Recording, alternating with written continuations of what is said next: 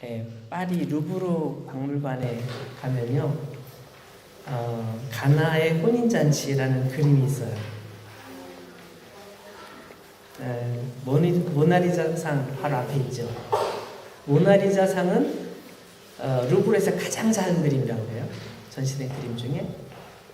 그런데 그 바로 앞에 있는 가나 혼인잔치는 루브르 박물관에서 가장 큰 그림이라고 해요. 이 폭이 거의 한 10m, 997cm래요. 10m 가까이 되는 아주 거작이죠. 16세기 베네치아의 대표 화가였던 그 베로네즈라는 화가의 작품인데요. 원래는 베네치아의 산 조르지오 마조레 베네딕트 수도원에서 그 수도원 식당에 딱 이렇게 걸어놨던 그림이에요. 이 그림들을 아마 많이들 보셨을 텐데요. 이 베로네즈는 이 작품에서 마치 그 연극장 무대에 공연하는 것처럼 그런 착각을 일으키도록 그림을 그렇게 그렸다고 합니다. 왕궁같이 보이는 화려한 이란 저택에는 디귿자 모양의 식탁이 이렇게 준비되어 있고요. 한 130명 정도 되는 많은 사람들이 각각 자기의 역할을 소화하고 있는 연극 배우같이 그렇게 그려져 있습니다. 이 인물들은 그냥 생각해서 그린 것이 아니라 그 당시에 아주 중요한 인물들의 얼굴을 그대로 그렸다고 그래요. 그 당시 사람들은 저거 누구네? 딱 알아보는 그런 사람들인 거죠. 화려한 상류 계급 사람들의 복장, 그 다음에 등불이나 자수가 놓인 식탁이나 도자기, 상업이 당시에 엄청나게 발달했던 베네치아의 화려한 모습들, 아주 그 부유한 모습들, 베네치아의 명성, 이것들을 잘 보여주고 있는 그런 그림입니다. 여기 보면은 이 신부가 앉아있는, 신랑 신부가 앉아있는 자리가 보이는데요. 신랑 신부는 아주 귀퉁이에 조그맣게 이렇게 앉아 있습니다. 이 포도주가 떨어진 사실을 알아서 그런지 신랑의 모습이 굉장히 얼굴 표정이 좀 행복해 보이지 않는 것 같아요. 이 사람이 신랑입니다. 그 옆에 있는 사람이 신부고, 무대 정중앙에는 예수님과 예수님의 어머니 마리아가 이렇게 앉아 있어요. 예수님과 마리아는 다른 사람에 비해서 좀 다르게 이렇게 후광이 쫙 비치는 모습으로 있기 때문에 굉장히 구분이 쉬워요. 그래서 예수님과 예수님의 어머니 마리아가 저렇게 앉아서 그 그림 중앙에 앉아 계신 것을 볼 수 있습니다. 근데 예수님의 모습이나 예수님의 어머니의 모습은 그 주변에 있는 사람들의 모습과 달리 굉장히 모습이 소박한 모습을 가지고 있어요. 사람들이 굉장히 화려한 옷을 입고 있는 것에 반해서 예수님과 예수님의 어머니는 수수한 아주 그냥 평범한 옷을 입고 계신 것을 볼 수 있습니다. 그리고 오른쪽에 보면 이 항아리에서 물을 따르고 있는 사람하고 그 옆에 서 있는 사람이 보이는데요. 여기에는 항아리에 물을 붓는 하인들의 모습, 그리고 잔치를 총괄하는 그 연회장의 모습. 가만히 보면 여러분 보이려는지 모르겠지만 지금 항아리에서 물을 따르고 있는 물이 아니고 포도주 색깔인 것을 볼 수가 있어요. 신랑의 모습을 또 보면요. 지금 그 연회장도 포도주를 보면서 굉장히 신기하게 이상하게 쳐다보고 있죠. 그런가 하면 지금 이 신랑이 어떤 하인이 갖다주는 포도주 잔을 바라보고 있는데 역시 아직 포도주 맛을 보지 않았기 때문에 도대체 이게 무슨 상황인지 사태 파악을 잘 못하는 것 같아요. 그런가 하면 그림 속에서 혼인잔치하고는 관계는 없지만 예수님 위쪽에 또 어떤 사람들이 지금 음식 준비를 하는 것 같이 보이죠. 한 사람이 칼을 들고 밑에 무슨 고기를 준비하고 있는 것 같은 모습이 보이는데, 이 장면은 이 작가가 의도적으로 넣었다고 그래요. 이건 뭐냐면 바로 우리 인류를 위해서 희생하시는 어린 양 대신 예수 그리스도의 죽으심을 의미하는 그런 내용이라고 합니다. 그 밑에 보면 조그만 오른쪽 밑에 검은색 병 같은 게 하나 보이는데 우리를 위해 십자가에서 죽으시면서 피를 흘리실 예수님의 보혈을 의미한다고 합니다. 그런가 하면 이 오른쪽에 보면 저 위쪽에서부터 뭘 짊어지고 내려오는 사람이 보이죠? 그 위를 가만히 보면 어떤 사람이 죽어있고 그 사람을 지금 메고 내려오는 장면이 보입니다. 예수님께서 십자가에 죽으신 후에 예수님을 모시고 내려오는 그런 예수님의 장례 모습을 보여주고 있다고 합니다. 이렇게 화가는 그림 속에서 우리를 위해서 예수님의 삶에 대해서 쭉 묘사를 하고 있어요. 그럼에도 불구하고 이 그림 전체에서 흐르는 이 화려한 분위기, 이 화려한 분위기는 베네치아의 화려함, 귀족 사회의 그 화찬란한 식사, 그런 모습을 더 강조하고 있는 듯하고 예수님의 모습이나 예수님의 기적이 사실은 굉장히 축소되어 보인다는 그런 비평을 많이 받습니다.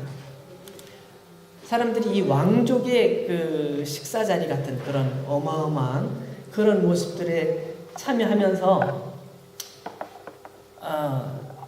정말 이 멋있고 화려한 이 건물도 굉장히 화려하잖아요. 그리스 양식을 이렇게 좌우로 그림을 그렸는데 굉장한 분위기, 정말 가나의 잔치집은 굉장한 분위기였을 거야 라는 상상을 우리로 하여금 하도록 그렇게 하고 있는데, 궁금한 건 성경에서 뭐라고 말하는지 그게 궁금한 거예요. 이건 정말 너무 화려한 그림인데요. 자, 우리 성경을 한번 볼게요. 오늘 말씀 1절을 보면 우리가 잠에서 확 깨는 듯한 느낌이 듭니다. 자, 1절부터 읽어볼게요. 사흘째 되던 날 갈릴리 가나에 혼례가 있어 예수의 어머니도 거기 계시고 예수와 그 제자들도 혼례의 청함을 받았더니 포도주가 떨어진지라 예수의 어머니가 예수에게 이르되 저들에게 포도주가 없다 하니. 예수님 당시 갈릴리 가나는 아까 그 베네치아하고는 상대가 안 될 만큼 초라한 시골 동네예요. 정말 조용하고요. 그냥 소박한 시골 동네예요. 그림에서는 마리아가 예수님 옆에 딱 앉아가지고 예수님과 대화를 나누는 것처럼 보여지지만 사실 오늘 성경을 가만히 읽어보면 예수님께서 가시기 전에 이미 어머니께서 거기 계셨어요. 그래가지고 왜 먼저 계셨을까요? 일손이 딸리니까 일손을 돕기 위해서 엄마가 가서 거기 그 음식 만드는 걸 돕고 있었던 거죠. 예수님께서 제자들과 함께 거기에 도착하셨어요. 예수님도 제자들과 함께 초대를 받았으니까 도착했는데 도착해서 좀 있는 동안 문제가 생긴 거죠. 뭐냐면 포도주가 떨어진 거예요. 포도주는 여러분 잔치집의 상징이잖아요. 잔치집에 술이 없으면 흥이 안 난다, 그렇게 생각하는 사람이 많잖아요. 그래서 잔치집 분위기를 막 흥을 돋기 위해서 포도주가 필요한데 포도주가 떨어진 거죠. 포도주가 왜 떨어졌을까요? 잘 모르죠. 포도주를 준비했는데 손님이 너무 많이 왔을까요? 아니면 그 집이 너무 가난해서 포도주를 많이 준비할 수 없었을까요? 아니면 포도주를 많이 준비하긴 했는데 어떻게 누가 실수로 포도주 담겨있는 항아리를 탁 깨는 바람에 왕창 쏟아져가지고 포도주가 하나도 없을 수도 있어요. 어쨌든 그건 잘 모르겠지만 포도주가 떨어진 거예요. 예상했던 시간보다 포도주가 빨리 떨어졌기 때문에 지금 난리가 난 거죠.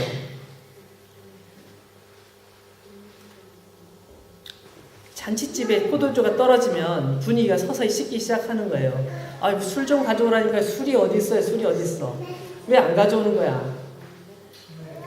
저도 예전에 어렸을 때 갑자기 생각이 나는데, 예전에 시골에서, 제가 아주 시골에서 살았을 때 결혼식을 하면 동네 잔치가 돼요.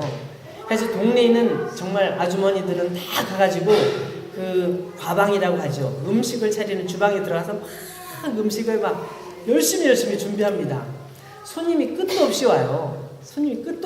그럼 손님들이 앉아가지고 음식을 먹고 대표적으로 국수를 많이 먹었어요. 국수를 쫙 먹고 또 이제 반찬 좀 남은 거 떡 같은 거 싸가지고 신문지에 싸가지고 호주머니에 넣고 집에 가서 아이들 주려고 뭐 그렇게 하기도 하고요. 그래가지고 이제 아주 잔치집이 시끌시끌한데 그때 이제 술이 떨어지면 진짜 큰일 나는 거예요. 그래가지고 보통 그런 우리 한국에서 시골에서 그 잔치할 때는 큰 항아리에다가 막걸리를 가득 담아 보여요. 막걸리를 이제 퍼 나르는 거죠. 막걸리를 좀 적당히 드시면 이제 신이 나서 사람들이 막 이제 얘기하고 막 소리가 커지는데 그때 술이 딱 떨어졌다고 제가 생각을 해보니까 끔찍해요. 저는 제가 생각하기에는 끔찍하죠. 근데 여기도 마찬가지예요. 지금 술이 떨어지긴 떨어졌는데 이걸 지금 말할 수 없고 어떻게 조치를 해야 될지 몰라서 아주 굉장히 긴장스러운 상황이 됐어요.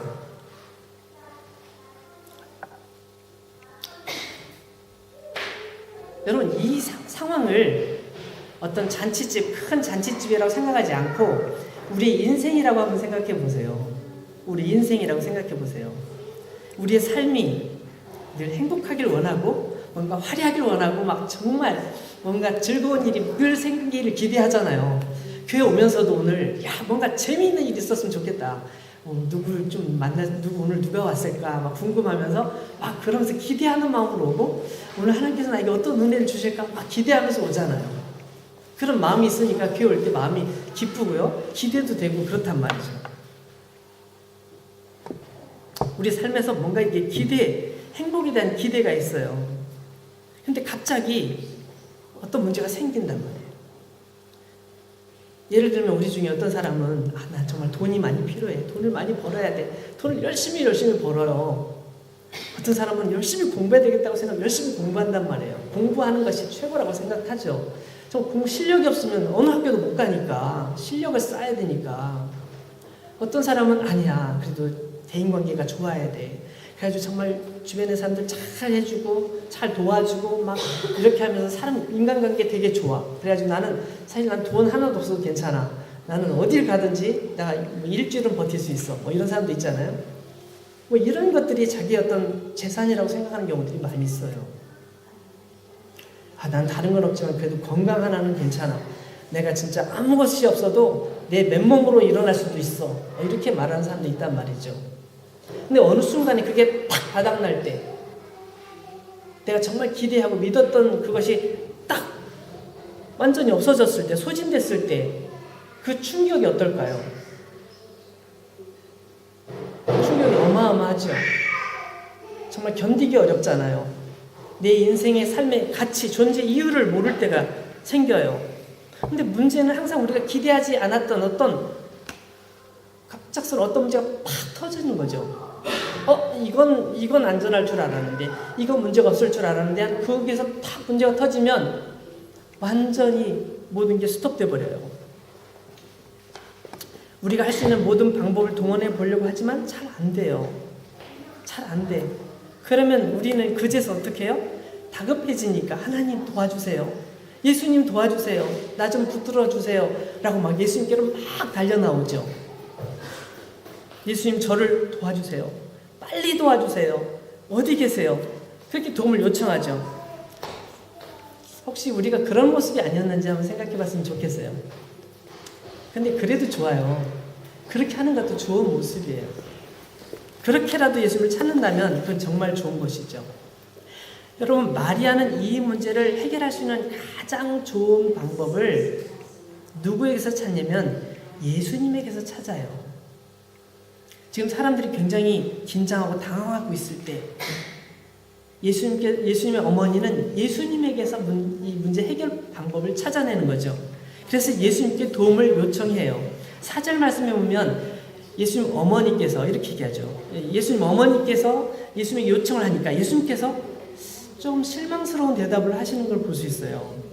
4절 예수께서 이르시되 여자여 나와 무슨 상관이 있습니까? 내 때가 아직 이르지 않았습니다. 라고 예수님께서 어머니에게 말씀을 드려요. 예수님께서 거절하신 것 같은 말씀이기는 하지만 예수님의 마음을 잘 아는 예수님의 어머니 마리아는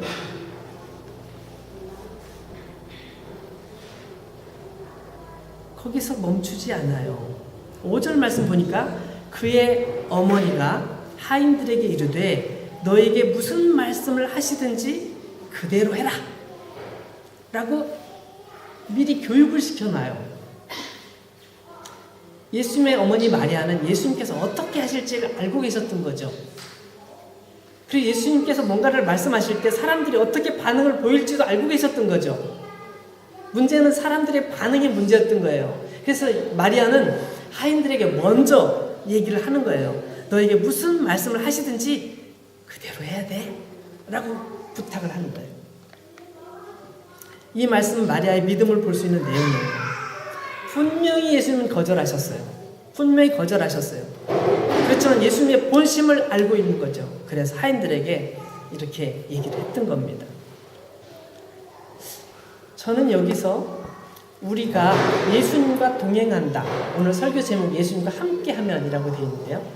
예수님과 동행한다. 예수님과 함께한다는 의미가 뭔지 그걸 한번 잘 생각해 봤으면 좋겠습니다. 예수님과 함께한다는 것은 첫 번째, 예수님과 같은 마음으로 살아간다는 것을 의미합니다. 예수님께서 무슨 말씀을 하셨다면 그 말씀을 머릿속에 기억하고 있는 거예요. 그 말씀을 생각하는 거예요. 그 말씀을 내 마음속에 두고 염두에 두고 있는 거예요. 두 번째는 예수님의 말씀에 순종하는 거예요. 그 말씀을 따라가는 거예요. 그 말씀대로 내가 행동에 옮기는 거예요. 예수님께서 아무런 말씀도 없었는데 예수님의 어머니는 이렇게 하인들을 준비시킵니다. 여러분 여기 하인이란 단어가 나오는데요. 하인이란 단어는 굉장히 주의해서 우리가 생각해 봐야 돼요. 하인이란 말은 다른 사람의 지시를 받는 사람이죠. 그리고 주인의 지시를 받는 사람이에요. 주인이 뭘 시키면 자기 생각을 적어놓고 주인의 뜻을 따라서 일을 하는 사람을 하인이라고 말해요. 그래서 하인은 자기 주인님의 뜻을 따라 움직이는 거죠. 여러분 우리가 예수님을 주님이라고 고백하잖아요. 그러면 주님이라고 고백할 때 우리는 우리 스스로를 하인이라고 인정하는 거예요. 주님을 나의 주인으로 고백하는 거예요. 그렇다면 우리 주인에게 주인께서 말씀하시면 그 주인의 말씀을 그대로 따라야 되겠죠. 그대로 행동에 옮겨야 되겠죠. 우리 인생의 주인이신 예수님 이렇게 우리 고백하잖아요. 근데 고백을 하지만 어떤 경우 가만히 보면 우리 인생의 주인이신 하나님이라고 말하면서도 몸은 그렇게 살지 않아요. 말은 그렇게 하죠. 나의 인생의 주인이십니다라고 말하지만 몸은 내 몸인 거예요. 내 마음대로 살고 내 뜻대로 살아요. 그러면서 말은 늘 내 인생의 주인님, 내 인생의 주님 이렇게 고백하는 거죠.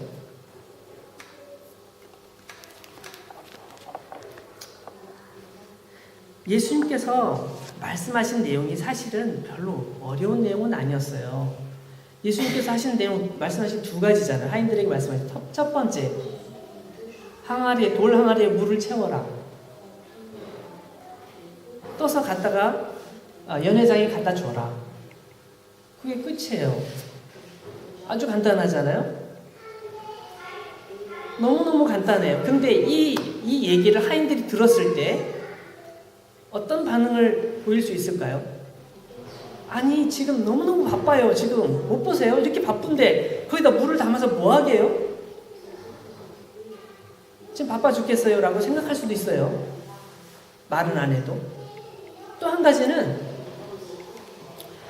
조금 더 공부를 한 사람은 이렇게 말할 수도 있겠죠. 이거 화학적으로 볼 때 물하고 포도주는 완전 달라요.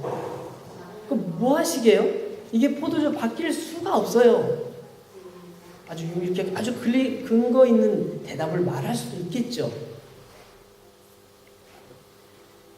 근데 여기 있는 하인들은 그렇게 하지 않죠. 6개 돌 항아리에 물을 채우는데요. 여러분 내용을 잘 보세요.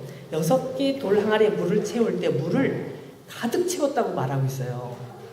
물이 차고 넘치도록 항아리를 넘쳐나도록 가득 채워버린 거예요. 이건 뭐예요? 그 예수님의 말씀에 대해서 최선을 다하는 거예요.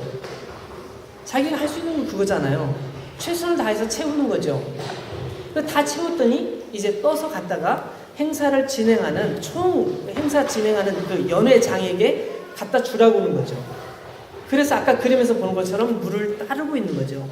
근데 물을 따르면서 이 사람들이 놀라운 것을 발견하게 되죠. 뭘 발견합니까? 내가 분명히 물을 붓는데 포도주가 나오네? 포도주가 쏟아지면서 냄새가 안 날까요? 포도주 향이 쫙 나죠? 와, 이거 향 굉장히 좋네? 제일 먼저 포도주로 변한 것을 본 사람이 이 하인이에요. 와, 이 냄새 끝내준다. 냄새 너무너무 좋아. 이런 냄새, 와. 그러면서 이 포도주 잔을 연회장에게 전해줬겠죠. 연회장은 그 포도주를 아무 생각 없이 포도주 어디서 났어? 포도주가 나왔네? 와. 그래서 연회장이 그 신랑을 부르는 거예요. 불러서 아니 이거 보세요. 내가 연회장을 굉장히 오랫동안 수십 년 동안 해왔는데 이런 일은 처음 보는데 아니 어떻게 보통은 그 술을 먼저 좋은 술을 쭉 내다가 사람들이 술을 어느 정도 취하면 그때 이제 좀 안 좋은 술을 쫙 내놓는 게 보통인데 이 집은 반대네? 어떻게 된 거예요? 어디서 이렇게 좋은 술을 가져왔지? 이 포도주? 샷도가 어디예요? 보르도 거야? 아니면 어디 몽플레 거야? 어디 유린넬 거야? 어디 거야? 어디 거? 이 사람도 궁금한 거예요. 깜짝 놀라는 거죠. 이 연회장은 자기가 이 모든 전체 잔치를 책임지고 있기 때문에 이 행사가 망치면 자기 책임이 크거든요. 근데 이건 놀라운 일이 벌어진 거죠. 당연히 거기 술 마시는 사람들 중에 술 맛을 좀 아는 사람들이면 다 한마디씩 했을 거예요. 야, 이 술은 괜찮네? 이거 어디 거냐고 다 한마디씩 물어볼 거예요. 여러분이 술 맛을 아는 분이라면 아마 여러분도 한 번씩 물어보고 싶겠죠. 그 잔치집 분위기가 완전히 180도 반전이 되는 상황을 오늘 성경에서 볼 수가 있어요. 9절 말씀 보시죠. 연회장은 물로 된 포도주를 맛보고도 어디서 났는지 알지 못하되, 이게 중요한 내용이에요. 여기 나와요. 물 떠온 하인들은 알더라. 이렇게 되어 있어요. 물 떠온 하인들은 알더라. 여러분, 이 연회장은 예수님과 함께 한 사람이 아닙니다. 이게 웬일이지? 깜짝 놀라는 정도예요. 그런데 그 비밀을 이 하인들은 알아요. 하인들은 예수님과 함께 한 사람들이기 때문입니다. 어떻게 물이 변하여 포도주가 됐는지 그 모든 과정을 다 봤어요.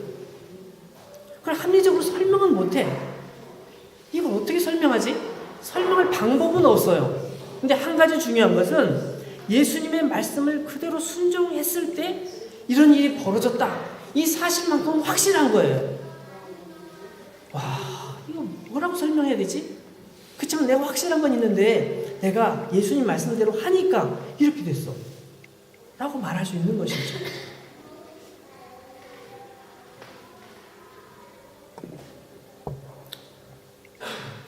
연회장이 불렀어요. 어떻게 됐는지 잘 설명해 보라고. 제가요 잘은 모르겠어요. 어쨌든 제가 예수님께서 저를 불러가지고 갔더니 이 항아리에 물을 채우라고 합니다. 그 물을 채웠어요. 그리고 떠다가 주라고 하시길래 이렇게 따르고 있는데 포도주가 나왔어요. 설명 여기에 끝이에요. 여러분, 그리스도인의 신비라는 게 참으로 놀라운 것이 우리가 그걸 합리적으로 설명하기 어렵다는 거예요. 하나님이 나를 사랑하시고 나를 축복하시고 내게 은혜를 베푸신다는 걸 내가 분명히 알아요. 근데 이걸 합리적으로 설명해라. 굉장히 힘들어요. 그거 알지도 못하면서 우연이겠지. 그것도 설명 못하니? 라고 사람들은 말할 수 있지만 나는 느끼고 있는 거죠. 왜냐하면 내가 주님과 함께 하니까 느끼고 있는 거예요. 내가 주님 나와 함께 하시니까 그걸 어떻게 설명해요? 그 신앙의 신비가 바로 거기에 있는 것이죠. 여기 마지막 절을 보면 예수님의 제자들은 예수님 곁에서 예수님과 함께 하면서 이 모든 상황들을 지켜봅니다. 지켜봐요. 다 지켜보면서 그리고 예수님께서 어떤 분이신지 예수님에 대한 믿음을 갖게 됩니다. 그래서 11절 예수께서 이 첫 표적을 갈릴리 가나에서 행하여 그의 영광을 나타내심에 제자들이 그를 믿었다라고 기록하고 있어요. 제자들도 역시 예수님과 함께 있었던 사람이에요. 예수님과 함께 있으면서 이것을 논리적으로 설명할 수는 없지만, 어떻게 설명할 수는 없지만, 한 가지 분명한 것은 예수님과 함께하면 우리가 이런 인생을 살게 되는구나, 이것을 발견하게 된 것입니다. 사랑하는 여러분, 가나 혼인잔치 이야기는 큰 어려움에 빠질 수 있었던 결혼식이 예수님과 함께함으로 인하여서 어떻게 성공적인 축제로 바뀌게 되었는지를 얘기해주고 있는데요. 이 이야기를 통해서 우리에게 많은 것을 가르쳐 줍니다. 우리에게 많은 것을 가르쳐 줍니다.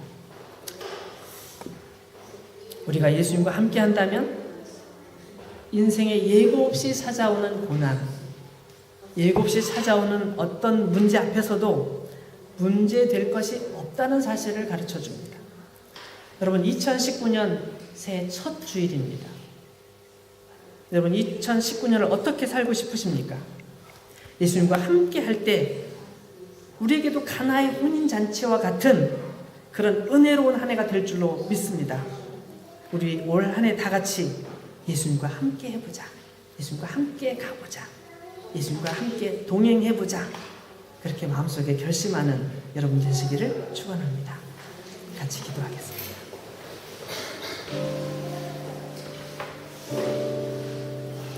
예수님과 함께하면 우리에게 어떤 일이 일어날지 우리 말씀 생각하면서 또 기대하면서